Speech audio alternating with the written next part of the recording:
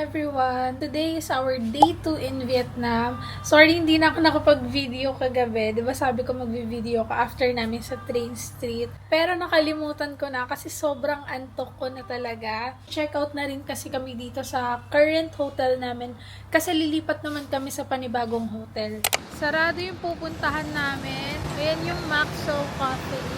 Parang nire-renovate tapos or ewan ko, lilipat sila. Anyways, tignan nyo naman yung ginagawa ng aking jowa. Exercise ka dyan ah. Papakita ko sa inyo yung daan. Walang sayang na space sa kanila. Lahat talaga. Oh, may ang daming ganito. Kahit ano lang yung mga tao, diba? Sobrang dami. Iba-iba yung pang-exercise nila. Nakakatuwa. Pag nag-aaral ka, mag-maneho.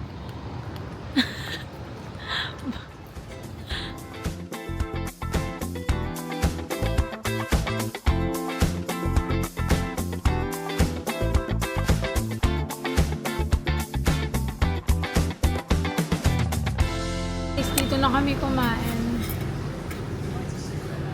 Kung saan na itong nadaanan namin.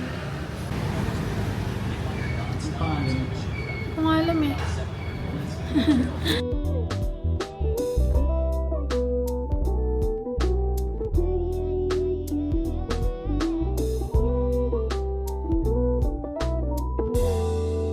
Guys, lilipat tayo ng hotel. So, naka-check out na tayo sa first hotel and on the way na tayo sa ating second hotel dito sa Old Quarter, Hanoi, Vietnam. At ipapakita ko sa inyo.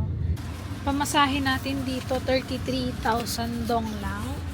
Ayan. Sana pwede nang mag-early check-in. Hi! Thank you! Ayan, ang ganda! I will call you when the room ready. You can leave the luggage over there. Wala pang available na room. Tatawagan na lang daw kami kapag pwede nang mag-early check-in.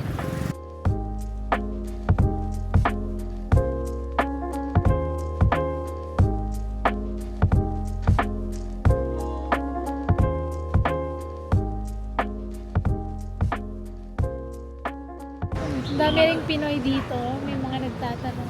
Nagtatanungan kami kung saan, nagtanong siya kung saan daw may masarap na pho. Ito tayo. So, Ay, sorry. yeah. Yeah. Sorry. Ito.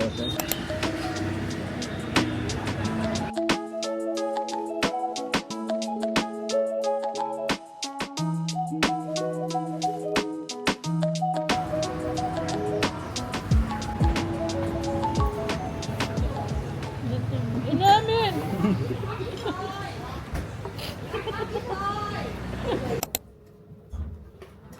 Here? Okay. Here? The card? Yeah. Here's our hotel.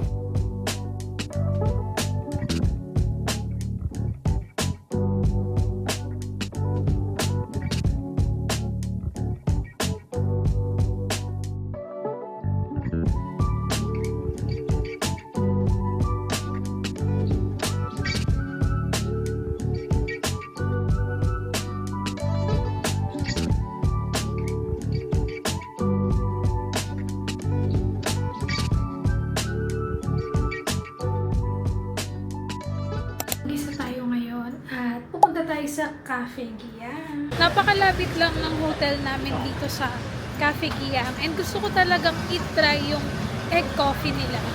Pinipigilan pa nga ako ni JK kung wag na muna daw akong mag-try doon. Pero sabi ko gusto ko na talaga siyang i-try. Tutor ko kayo dito guys.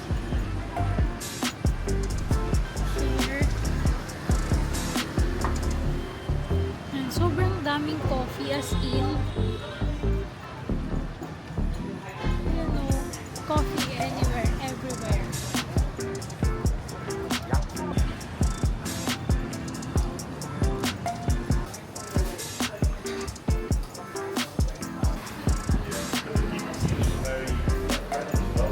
For one, table for one. Anywhere.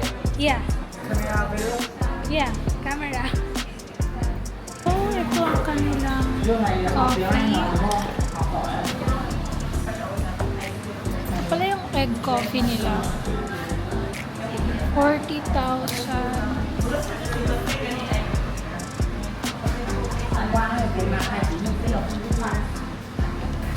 Ito yung egg coffee nila. So, iced yung in-order ko. Kasi ayoko nang hot. Let's try this.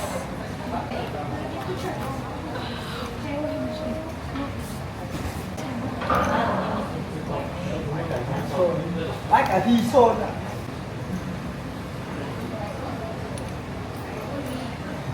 First time ko makatikim nitong egg coffee nila. Pero, parang medyo matapang yung coffee nila. At kagabi, nung kami sa Train Street, sobrang masarap na ako dun sa coffee. Pero dito, mga rate natin siya mga 7 over 10. Naubos ko. Sarap. Diba sabi ko sa inyo, hindi ako umiinom ng coffee. Pero dito, sobrang okay ako sa coffee nila. Kasi hindi ako nagpa-palpitate. Yun lang yung reason ba't ayoko talagang magpa-coffee. Siguro sa Philippines, ang last coffee ko, 1 year ago, 2 years ago. So ito ulit yung first time kong mag-coffee. Kasi lagi ako nagpa-palpitate. Tapos hindi ko kinakaya. Ina-anxiety talaga. Ayoko nang ganong feeling. Pero dito, pangalawang coffee ko na, dito pa lang namin sa Vietnam. And okay siya. Matapang siya, pero hindi siya nakakapalpitate. Kaya, magko-coffee ako nang magko-coffee dito. Thank you! Okay, labas na tayo. 10,000. So, 40,000 pala yun. Yung egg coffee na yun. 40,000, mga nasa 80, 90 pesos yun, guys. Hindi ko alam kung saan ako pupunta ngayon, kaya maglalakad-lakad na lang din ako. A few moments later. Okay, napag-decidean ko na sa Wala Prison na lang tayo pumunta. So, nakasakay na tayo dito sa Grab natin. And on the way na tayo sa Wala Prison. 1 km lang to, guys. Kaya, sobrang lapit lang. Tapos yung pamasahe, nasa 33,000. Sobrang mura. Nasa 60, 70 pesos. Suggest ko lang din talaga na pag dito kayo sa Old Quarter nagstay, mag-grab lang kayo ng mag-grab. Sobrang mura kasi niya. Kaya, nag-grab na lang ako kasi sobrang convenient. So, hindi ka mapapagod, di ba? And iwasan yung mag-taxi kasi nga mahirap na baka mag-scam kayo.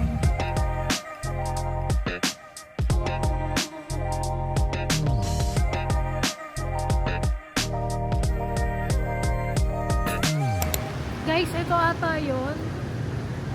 Okay, bibili tayo ng ticket. Kasi mukhang, I don't know guys kung tama. Ito ba yun? Okay, dito yung ticket nila. Whenever Matthew and I went to the bond meeting, Hi.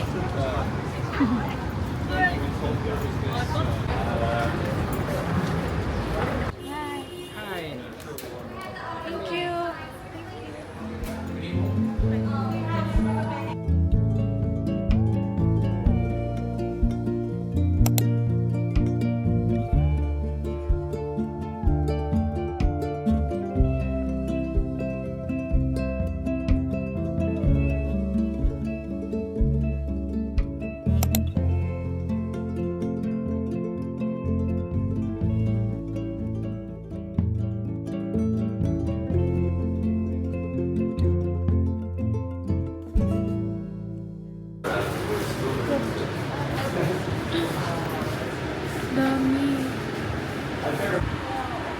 Dami nilang ganito. Magnet.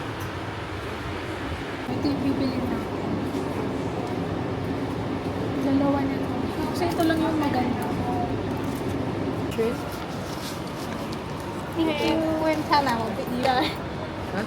Tapos na tayo sa Wala Prison. And grabe, sobrang nakakalungkot yung nangyari sa kanila. Kaya kung pupunta kayo dito sa Hanoi, huwag niyong kalimutan na i-visit tong Wala Prison. Malalaman nyo talaga kung bakit ganito na lang nila kamahal yung bansa nila at kung bakit ganito yung mga tao dito sa bansa nila. Kasi sobrang laking impact pala yung nangyari sa kanila dahil sa pananakol ng French. So, ayan yun. Mag-half on, half off na lang tayo and pupunta tayo sa pick-up location or pinaka main point, main nung kung saan sasakay. Kakasakay ko lang ng Grab and papunta na tayo doon. 900 meters lang naman. Pwede naman siyang lakarin pero dahil syempre mag-isa ako and hindi pa tayo sanay and hindi ako kampanting maglakad mag-isa.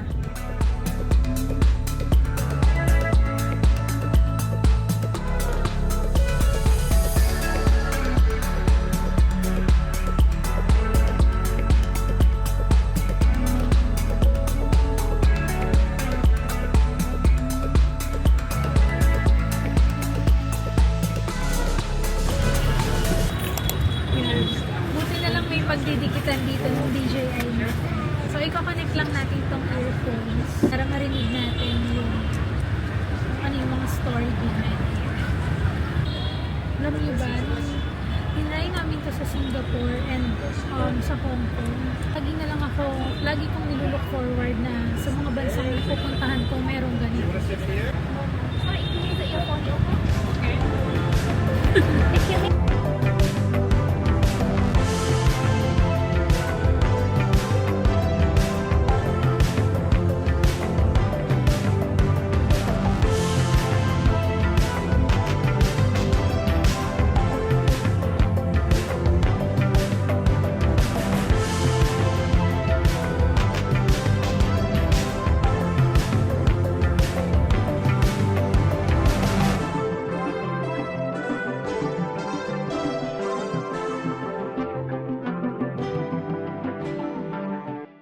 Parang gusto ko muna mag-kape ulit. Parang mas maganda pag gabi. Ayun, yung time. 18, 19, 19, 20, 20, 21, 22. So, mas maganda kung mag-ano kayo. 6 p.m. okay? Para sunset, tapos paggabi, mas marami kayong makikita. Maganda. Oh, 'di ba? Sa gitna pa sila nagpi-picture. Guys, yan yung sikat. Kaso hindi ko alam bakit sarado siya.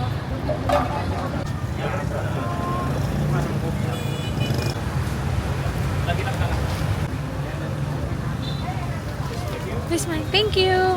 Have a good day. Okay, nakuha na natin ang ating kusma. At ngayon, pauwi na tayo. Guys, we're 300 meters away sa hotel. Grabe, sobrang ganda ng view dito, guys. Nakakatuwa.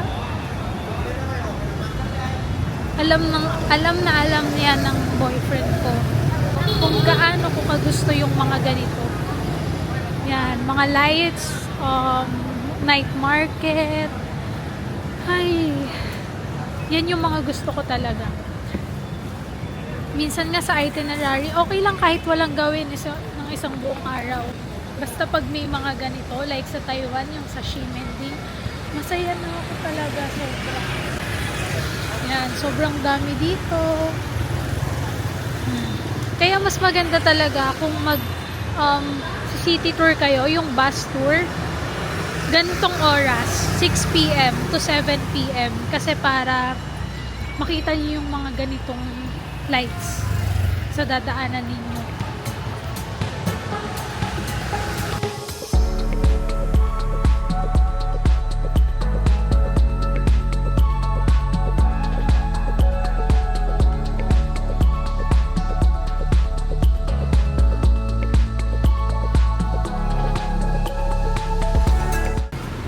Alam mo, pag tumatawid ka dito, parang nakikipagsapalaran pala. Parang nakikipag-agaw mo. Malapit na tayo sa ating hotel. Ba't pa kasi ang bilis ko maglakad? Napagod tuloy ako. Hindi naman ako nagmamadali.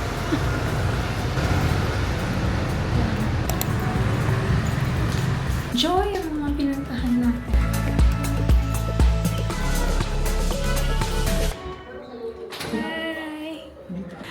Grabe. Yan ang work-life balance. Yes! Nagwo-work, tapos nasa Vietnam. Kakain muna ang person. At magpapahinga. At magpo-post ng story. Lumabas muna tayo ng hotel para kumain. Working kasi siya, so hindi siya kasama. And uuwian na lang natin siya ng pagkain. Aha.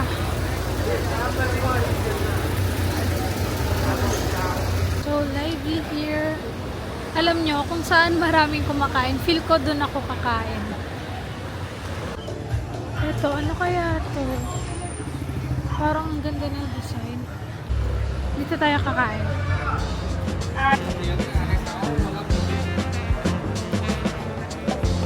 Ang dami ng order. Tignan nyo. Ang dami.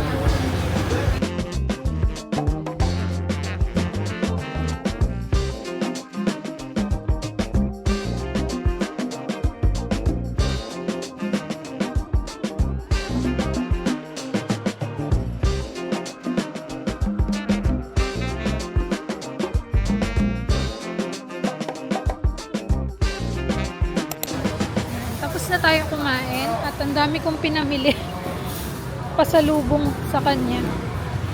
Yan. I'm here na sa hotel at papakita ko sa inyo yung binili ko sa kanya. That's a very strong showing in a place na in a Marcos City na supposed Favorite niya yan eh. pagka balwarte Anong lasa? hindi mo kalado medyo mababa yung Malasa siya yung mismo. Malasa. Yung buto. Medyo matigas siya. Pero, okay lang. Okay na rin. Malasa. Don't carry some